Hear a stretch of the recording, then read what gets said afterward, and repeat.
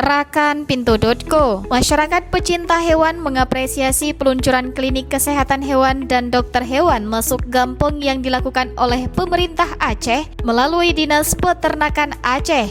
Salah satunya adalah Lia. Hari ini Lia membawa Luna Maya, kucing jenis Anggora kesayangannya yang berusia 1,5 tahun. Lia mengakui layanan gratis ini sangat membantu para pecinta hewan dari kalangan menengah ke bawah. Sebelumnya, Kepala Dinas Peternakan Aceh, Zal Sufran, menjelaskan klinik kesehatan hewan dan dokter hewan masuk Gampong ini bertujuan untuk memastikan kesehatan hewan peliharaan masyarakat, baik hewan kesayangan maupun hewan ternak. Untuk itu, Zal Sufran mengimbau kepada masyarakat peternak maupun yang memiliki hewan kesayangan untuk turut serta menyukseskan target ini dengan selalu menjaga kebersihan, kesehatan hewan serta secara rutin dan berkala memeriksa hewan-hewannya baik di klinik kesehatan hewan keliling maupun langsung ke klinik kesehatan hewan yang berada di Dinas Peternakan Aceh. Asisten Perekonomian dan Pembangunan Sekda Aceh Zulkifli saat membacakan sambutan Gubernur Aceh menyampaikan apresiasi kepada Dinas Peternakan Aceh atas inisiatif ini.